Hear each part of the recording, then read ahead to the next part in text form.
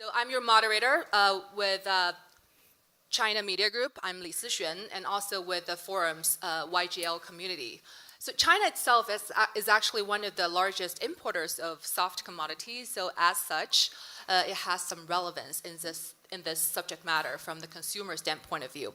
And as for our panel speakers today, I'm very excited to introduce you to Mr. Carlos Noble, who's the Director of Research at the Brazilian Academy of Sciences. He is probably the world's best-known Amazonian scientist, and it's his first time here in Davos. Welcome. And we have, so from my left, we have Cardinal Peter Turkson, the prefect of the Vatican Dicastery for Promoting Integral Human Development. Welcome. And Mr. Mark Engel, Chief Supply Chain Officer from Unilever, who represents the business end of the solution. And we have Ms. Hindu Umaru Ibrahim, President of Association for Indigenous Women and Peoples of the Chad. And also, thanks to Gabriel O'Donnell from Carnegie Mellon, whose team helped to make all these great visualization we're going to be seeing, so put all these maps and data points together. So Mr. Noble will start by giving us a visual presentation to put things into context and also as a backdrop and baseline for today's discussion. Thank you. Good afternoon to all. I went to the Amazon as a young college student at the age of 19 in 1971. The Amazon was completely undisturbed. I could see the forest, I could see the fell in love with Amazon and decided to dedicate my career to the Amazon. I've been working in the Amazon for over 40 years. Tropical forests are the biological heart of our planet. They are home to millions of plant and animal species. They store hundreds of billions of carbon, contributing to climate stabilization, and every year they remove also a few billion tons of carbon. So they are essential for the sustainability of our planet. In particular, tropical forests exist where there is plenty of rainfall, rains all year round, very short dry season, Amazon, Equatorial Africa, Southeast Asia, and Madagascar, Atlantic rainforest, and Central America. The Amazon is the tropical forest, largest tropical forest still in existence. 50% of the Amazon forest is under indigenous territories and protected areas. That's a very important element in maintaining the forest. However, since 1970s, the development model of all tropical countries, or most tropical countries, was really to bring commodity production. In the Amazon, beef and soy, and you can see there the deforestation advancing. The green areas are the protected areas, and you can see in those areas the forest is still standing. The Amazon as a whole, you can see, still very protected. 17% of the forest has been cleared. You can see the deforestation from the southeast and also from the west. The Amazon is producing mostly those two commodities, beef and soy. You can see these are the lines showing the trade from the Amazon, going beef exports mostly to Asia and to Europe, and also soy, which is mostly animal feed. And those are really the two basic products, drivers of deforestation in the Amazon. Now, if we go across and we go to the Southeast Asia, then we see deforestation in Southeast Asia is more than 50% of the forests have been cleared. In particular, we can see this example from 1980s, Borneo. You can see there the forest shrinking very rapidly, and that deforestation, the main driver of deforestation in Southeast Asia, particularly Indonesia, is palm oil. So this is the export mostly to Europe and also to Asia, of palm oil, particularly for biofuels and a number of everyday use products. And you see in Indonesia, the very large scale palm oil plantations, that is the main driver of deforestation, a driver that's still present and threatens the remaining forest.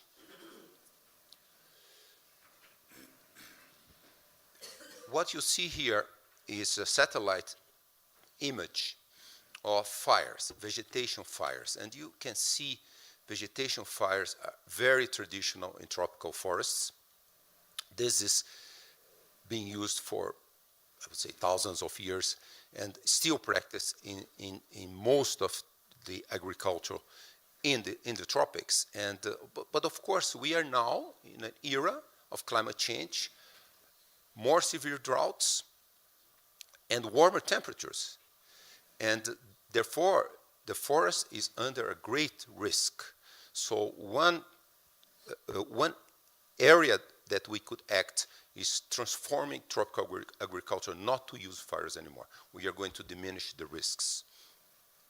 And last year in the Amazon, you can see here this big smoke from forest burning. It's not really the standing forest. It was a deforested area set afire.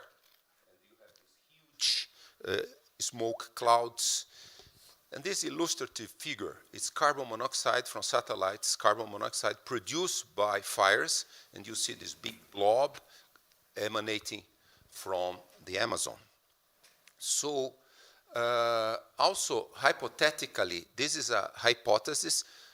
What might happen to the Amazon forest, most of the Amazon forest could be turned into a savanna, a dry savanna.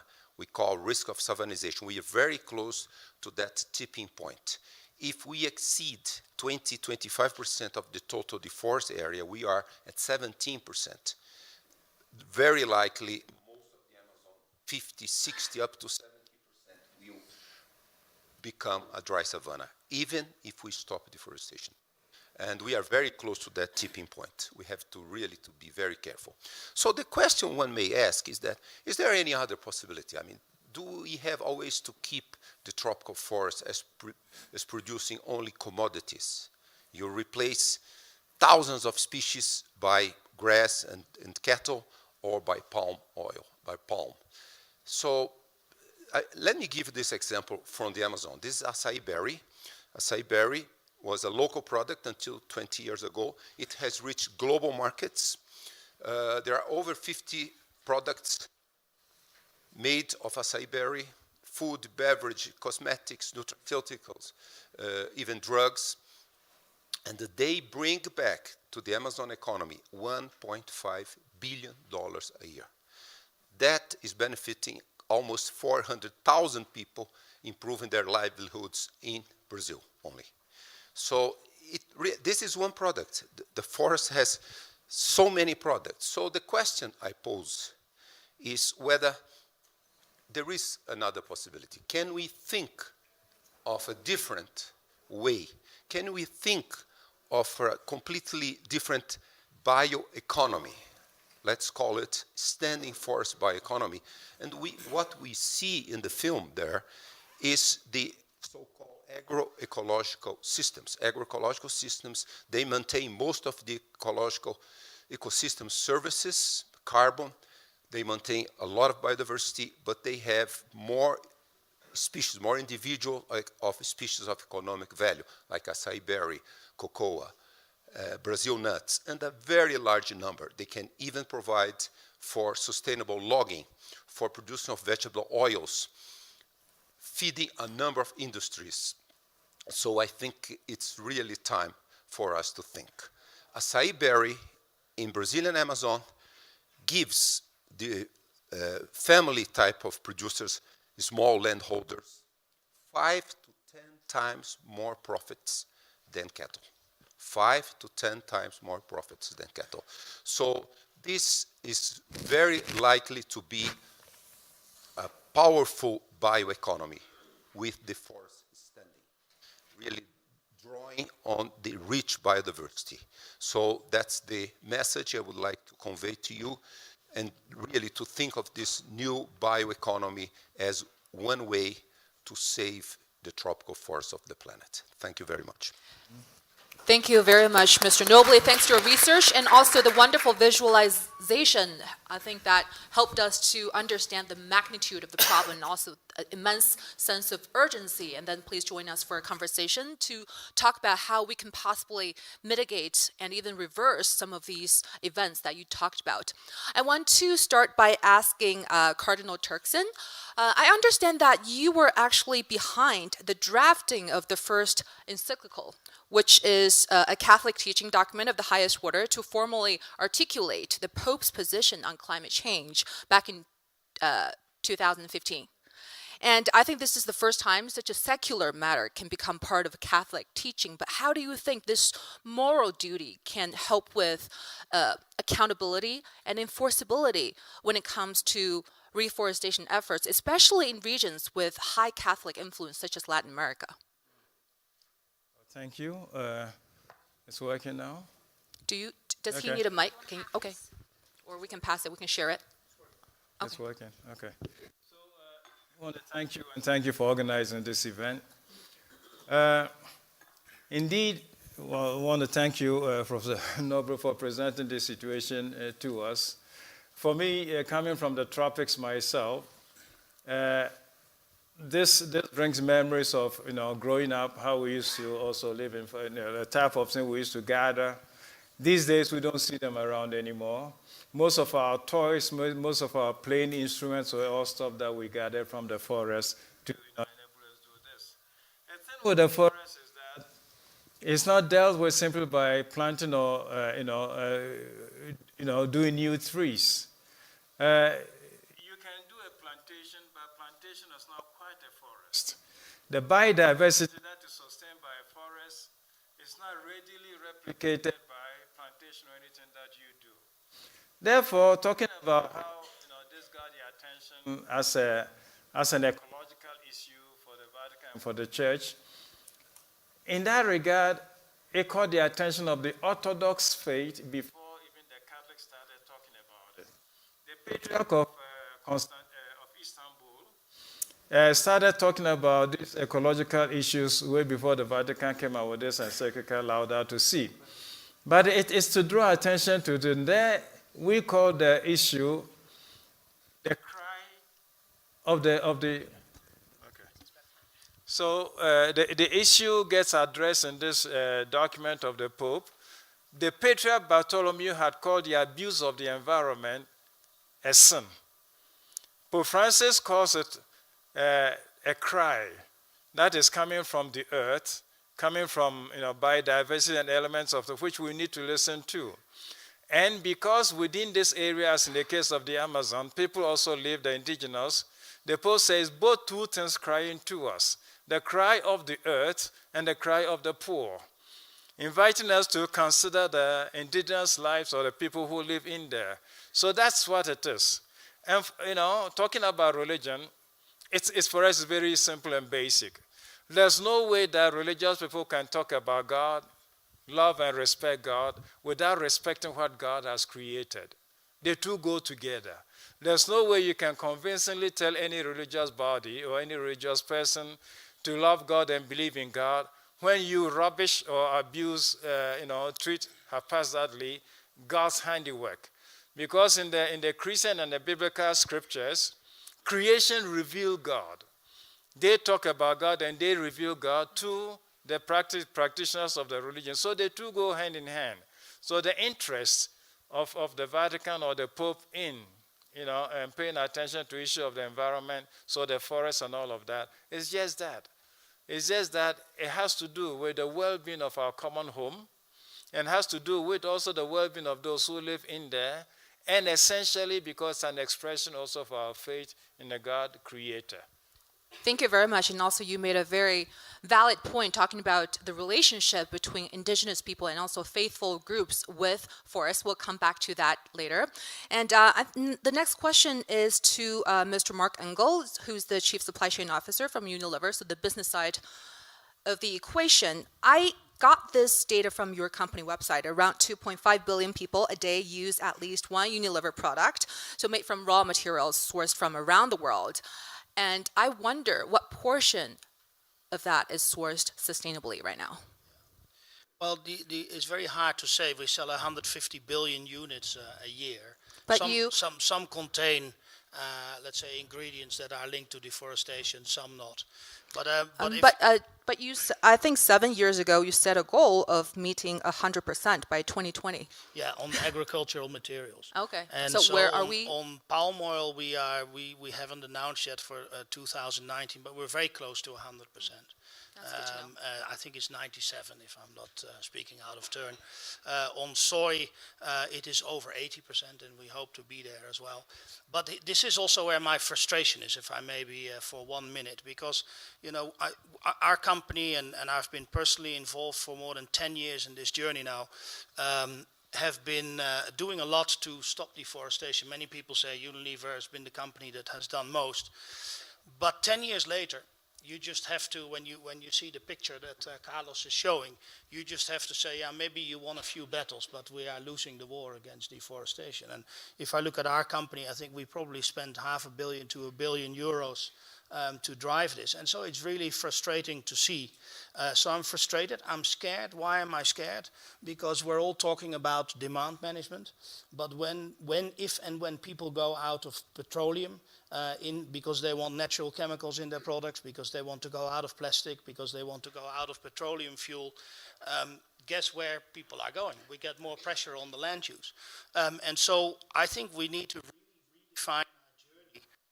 We've basically said 3 things that we need to do, because the solutions is very much like Carlos is saying. But I think what business needs to do is, the use of technology needs to be advanced. We get satellite pictures now every 7 days. It's almost real time. We need to move from observing the problem that it happened into what are the interventions that we can make live. The second one is the inclusion of smallholders. There are 500 million smallholders around the world. They are the stewards of the land, and we will never stop deforestation if we don't find a way to include 500 million smallholders sustainably. And the last one is we need to work better together between governments and NGOs, and not only in policy and regulation, but also in enforcement, I think. Yeah, speaking of that, this collective effort, I think 9 years ago here in Davos, Unilever, together with 16 other big names, I think you announced a global partnership on sustainable sourcing. So can you give us an update? Yeah, look, I mean, at the end of the day, we need to make this the decade of delivery, the DOD, the 2020 to 2030. It needs to be the decade of delivery. We know that we cannot do that alone. So these global partnerships are incredibly important. These kind of problems we've seen, it's nice that we have 100% sustainably sourced palm oil, but if it doesn't change the deforestation, obviously, it doesn't change the outcome for the planet. So the reason why we're driving more of these coalitions, the only thing is we have been doing a lot of coalitions and it hasn't led to the result that we wanted, which is why we said we want different kind of action in the coming 10 years. And that's what we're trying to achieve here in Davos. Just one quick question, because just now before the session starts, I was talking to Justin Adams, who's the director of TFA, and he actually made a point that in the past, there were individual actions made, and for this coming decade, we really need this collective action. But how exactly do we make it happen? What are the barriers? Just very briefly. Well, I think we need to be focused more in driving the systemic change rather than sorting out our own house. So, I think that many of us have been looking at, well, how can we sort out our own house? And I think to Justin's point, and that's what we hopefully will be discussing on Thursday, I think, if I'm not mistaken, is to how do we basically drive this, a common coalition that really starts to change, let's say, deforestation. And Ali, Justin is a good friend and partner, and I'm sure he will lead a very good session on Thursday. Great, thank you. And Hindu, you just came out from another session about the climate change. It's definitely the hottest topic this year. And I think your native Chad is, in fact, already experiencing some of these consequences that Mr. Noble just talked about in terms of climate and also rainfall patterns. Can you just share with us about what it's like to the people in Chad and also your perspective? Thank you. To share that with you, I'm coming to Carlos' presentation earlier, just when he showed us how the forests are burning in every and each places, and how the deforestation without burning also it's causing all the forest lose. So for indigenous peoples and for the person coming from chat like me, when we see the deforestation, the forest burning is not only about the economy, it's not only about the commodities, it's about the life of peoples. It's about those who are living and depending of these forests. It's not just we are taking the commodities and going and selling it out, but these commodities, it's us. So we take our food from this forest. We take our medicine from this forest. We live in this forest. It is our home. That's why when we say our home is burning, you say it's not like an anecdote or way of talking. It's our life, real home that is burning. So in chat, when you take the example of the climate change impact, you see all the natural resources that disappearing. You have water. You have the soil. And you have all the trees. And then the words that people are not talking about is not only the trees and then the leaf of the trees, but all the ecosystem that going with it, the birds who are on these trees, the insects who are on those trees, and all the wind that they are changing, the weather that they are giving to people to live. So the value out of the forest, this is the most important. We need to think about it. If we lose a forest, we are not just losing one thing that making the economy. We are losing all our ecosystem. And then that sent me to tell you the impact on our biodiversity loss. We have more than 60% of the species that we are losing. So for indigenous peoples and then people like me in Chad, I'm seeing with my lifetime 30 years ago, the kind of insect that disappear, the kind of birds that disappears and disappear forever. Why is disappearing? Because those forests are cut it down, because they cannot get the ecosystem where they live on it. So imagine for the business, you always protect your partners, because if you have your commodity, he have to buy from you. That's how it's happened. That's why you are calling it partners. And then for indigenous peoples, the forest is our partners. When it's burning or it's cutting, so our partners is dying. Our business cannot be any more sustainable, so our life cannot be any more sustainable. So that's how we are experiencing it every day. So you have traditional associations and also deep understanding of the forest. How do you think indigenous people should be involved in very top decision making and also actual reforestation efforts? So business need to change. It's not only like government sit there and make the policies and business talk among themselves and take the place if ever other they have to deforest here to replace it with palm oil of others, and then indigenous people stay there in the land. It have to change. It have to be a partners, all the peoples coming together. And I think we have a great example that is started from the Tropical Forest Alliance 2020 as a first one coming in the COP21 and saying like, okay, we have to be open, we have to include everyone and each and take the target by 2020. Zero deforestation. That was a good initiative. But ending up, we come on 2020, there is not zero deforestation. Why? Because the proper role was not given. So indigenous peoples, local communities need to be into the decision making. So that's the new value add of the agenda of Tropical Forest Alliance for the next 2020 and up. So how we can be all as leaders and coming, sitting down together and taking the decisions. And going further, business is needing us. We are not need business because we do not depend from the end of the month of salary of the business. We are not depending from the supermarket that they are fitting to go and buy our commodity or feed. We do not have cars in our communities to take care of it. So they need us. Why? They need us because we understand better this ecosystem. We know how to restore it. Indigenous peoples got a unique traditional knowledge and wisdom to restore the ecosystem.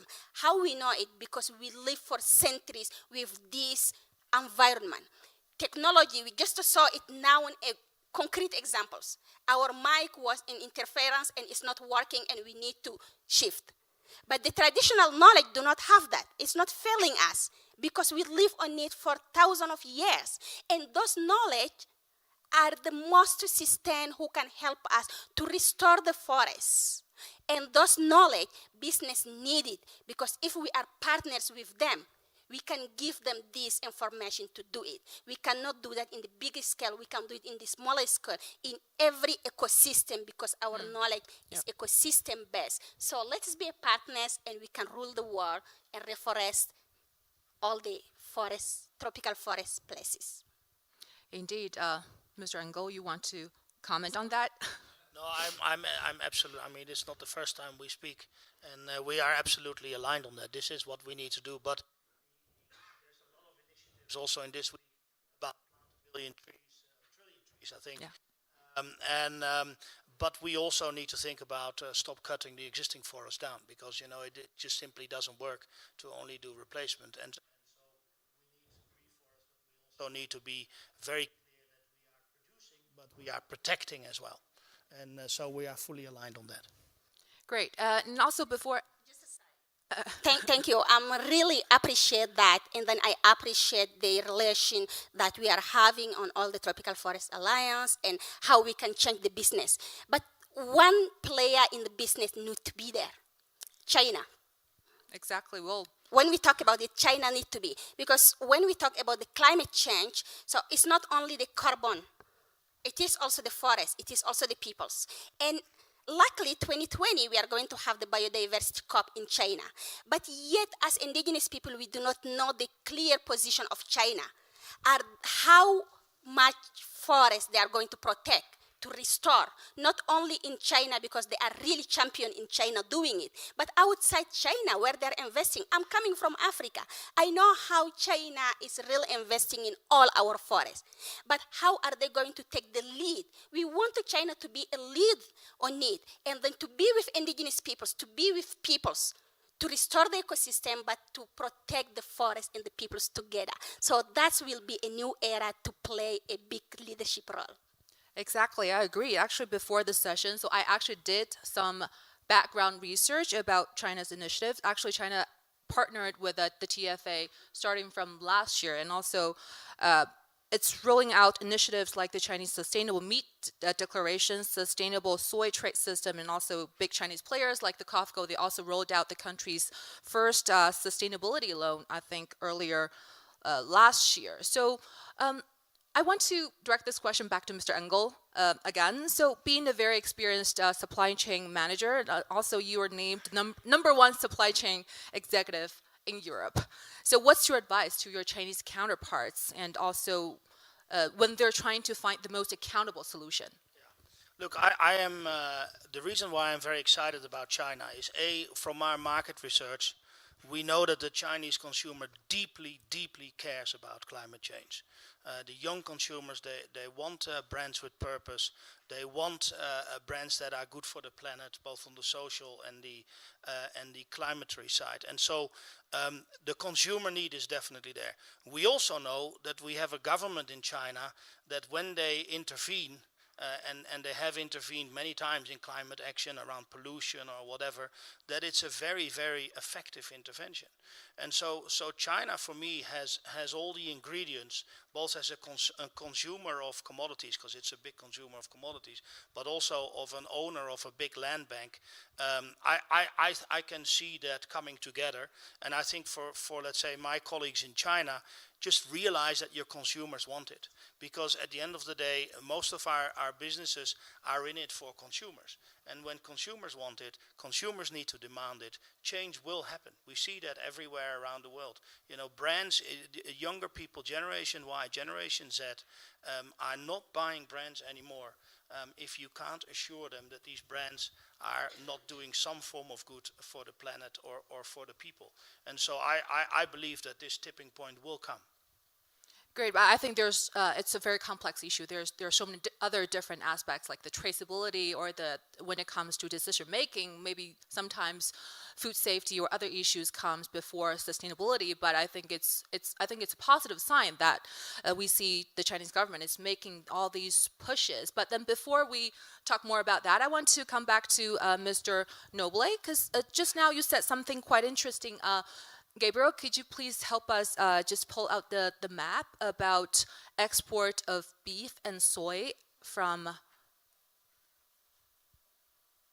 Africa? Yes, I think that's the map. And also you talked about the productivity of cattle is in fact very, in South America, sorry. The productivity of cattle is actually very low, and also the profitability is probably just 1/10 or 1/5 of that of something like acai berry, those native plants. Then what's the incentive behind all those very active cattle activities, cattle farming? One has to go back to 1970s to see that the driver of deforestation initially in Brazil and the military government, many Amazonian countries, also in Southeast Asia and some African countries, had nothing to do with, market demands. It was really land possession. The military in Brazilian government, they were afraid of losing sovereignty. Particularly, they were afraid of U.S. Greed towards the Amazon. That's 1970. So they started this driver towards deforestation. Really, if you scrutinize the economic model, it's very, very low value. So it was not to make profits. In fact, all over the tropics, the tropical population continues to be very poor and vulnerable, all over, 50 years later. So this is really a model that we have to stop immediately. To drive deforestation to zero, certainly for climate, for biodiversity, to restore forests, for sure, but also because it makes sense economically. And that's why we are proposing in Brazil and in the Amazon what we call Amazonia 4.0, which is really to bring industry 4.0 technology accessible, inexpensive as they are today, to empower people. It's not a technocratic model. It's not extractivist model. It's to empower people. And one very good example, last month, the Yanomami indigenous group in the northern Amazon border between Brazil and Guyana, Venezuela, they show the production of chocolate. They are producing chocolate made of a variety of cocoa plant. There are thousands of different varieties in the Amazon. They are making in their village. They are making, and I hope it will reach markets. So it shows that modern technologies can eventually empower communities, local communities, really to merge traditional knowledge with modern technologies and construct a very vibrant new economy. Before we come back to technology, you mentioned about this inherent tension between reforestation efforts and, for example, access to resources, land rights, or also the livelihood of people. And then today we actually have the Deputy Minister, Carlos da Costa, from the Ministry of Economy of Brazil, sitting in the audience. So could you please quickly respond to Sure. Mr. Noble's point? Well, thank you for the space here that you're opening to us, and I'm representing the Brazilian government here. Most has been said about Brazil, and I think we have failed in communicating what we are doing. And this is why I'm here to talk. I could spend here time discussing data and forecasts. What has been shown here about savanna and so on, this is certainly not the mainstream in the scientific community. I could spend time here talking about burning forests. So most of what we know is that it has not been above cyclical fluctuations. It has not gone up. Most of the pictures almost all of the pictures that have been shown in the media are from 2013. They're not recent. But instead of that, I came here to say that we face it really seriously, the challenges to maintain the tropical forest. not only because of climate change, and here I really agree with Cardinal Turkson. It's God's work. We need to protect it. And we need also to protect the people, as Hindu said, who live there and want to have their ways of living protected. And how to do that? Well, Brazil has succeeded in protecting 83% of our tropical forests. 83%. No other country has been able to do that. Actually, there has been deforestation, but in the last 2 decades, we have been much above the targets from several international agreements. And we have been able to do that with some measures. One of them, by reducing poverty in that region. We believe that the number one enemy of the environment is poverty. And we have actual empirical data about that. Every time there is an increase in poverty, there is an increase in deforestation. Today, 95% of deforestation in Brazil is illegal, is a crime. And it has been organized by organized crime. It has nothing to do with agricultural production. It has nothing to do with cattle production. And we have empirical data about that. In fact, Brazil has one of the most stringent laws against deforestation. So we need to tackle crime. So one of the things, in spite of our having a very tight budget today, we have increased the number of people who are fighting illegal, which is 100%, almost 100%, deforestation in the Amazon. These are people who are committed to doing that, and we're spending money to that. Number 2, we need to develop the Amazon in a sustainable way. So the Amazon Free Trade Zone area of influence has 96% of original forest. And that proves our stance. But instead of producing cars, motorcycle, and electronic equipment, we want to be the center of sustainable business in the world.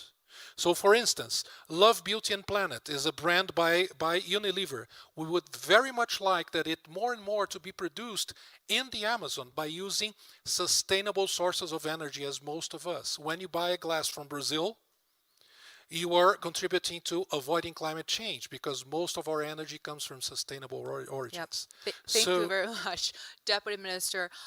We understand that you have a lot to say on this subject matter, but I just have to cut you off right now. But then I'm sure after the session, there's another Amazonian session tomorrow, so I welcome every one of you to join us. But thank you very much for your comment. And Mr. Noble was actually taking notes while you were speaking. So do you have any quick comments on what just our Deputy Minister just said? Well, I mean, in fact, Brazil succeeds in creating this global sustainability business in the Amazon. I mean, that would be great for the planet, for Brazil, for all Amazonian countries. And that many of us from the scientific community, we have been asking for that. Really, also policies to support this new mode of development. And yes, it's most of deforestation is illegal, biomass burning is man-made and illegal, but still, unfortunately, all of that end up as being grazing land for cattle farms. After the illegality cycle, Congress passes a new law and makes it legal. So we are seeing that cycle. I hope it will stop, but we are seeing that cycle for 30 years in the Amazon. And also, I think Deputy Minister made another point about developing the Amazon. Actually, Gabriel, can you please help pull out another map on the screen? I think it's about the protected areas in the Amazon. Or do you mind just elaborate it briefly? I think these green areas are protected areas, right? The red dots? Or Noble, you want to make a point? Yes, the green areas are both protected areas, indigenous territories, and the conservation units. And you can see the dark green, which is forest, is mostly in those areas. And this is really the most protected tropical forest in the world. All of the Amazonian countries, 47% of 6.2 million square kilometers of But we see some red dots, right? Like, so the red dots are places that are under risk. So you can see here, for instance, in central southern Amazon, this is Xingu indigenous territory completely surrounded by by deforestation, and the deforestation is encroaching there. You see it's still green, still protected, but not only deforestation, but climate change also presents a challenge to maintaining all those protected areas. And I think there's another map from Indonesia.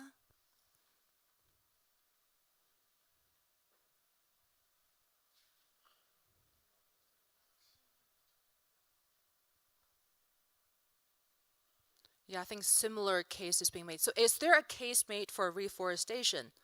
And also, I think Borneo is still intact, but then we want to extend that. So is there a case made to extend the forestation? Well, most of the tropical countries, in their commitments to the Paris Agreement, they made commitments of large-scale reforestation, all tropical countries. But still we have a problem, which is financing that. In Brazil, it's very inexpensive to restore forests, $1,000 per hectare. This is really very little. But still, when you look at the scale of the tropical forest, we can reforest 1 million square kilometers easily in the next 10 years, but that would cost over $100 billion. So still, and I hope DAVOS will address that issue, how to finance reforestation. And Cardinal, just very briefly, you mentioned this just now. How do we work with indigenous groups and also religious groups while designating those protected areas to really be accommodative to their culture and their livelihood? Okay, so Ibrahim said a lot about indigenous wisdom that needs to be protected and taken on board. With your permission, I'll backtrack one bit and come to this. So the threat to the forest, essentially, you can scan the globe. The threat to the forest invariably is not due to indigenous population and their use of forest material. A lot of people talk about indigenous people using, the resources of the forest for fuel. They deal with only twigs and small things. They're not the ones who fell the big trees. They don't have the means to do it. So the depletion of the forest comes from economic concerns, which are either lumbering, as he said, the minister said, illegally done, or mining. Yeah. Okay, to get to the ore, you deforest, you take the topsoil and then get to the ore. So mining also helps in depleting a lot of forest areas. This is the case in Ghana. Okay, the threat to our forest is from mining. Commercial activity, tree lumbering, timber export and all of that. Mining, which requires a lot of depletion of forests. Some governments in the past did therefore make a legislation. If you want to mine any ore, do a shaft mining. So you leave the surface protected and untouched. These days, that is the diminishing. Yeah. And Also, then, I think, sorry, I just have to chime in and just make one last question, also Sure. relevant to whatever you just said. So about technology. So technology plays a vital role. So Mr. Engel, I want you to answer this very briefly. So a lot of this dominant technology are still very scattered and small. How do we bring them to scale?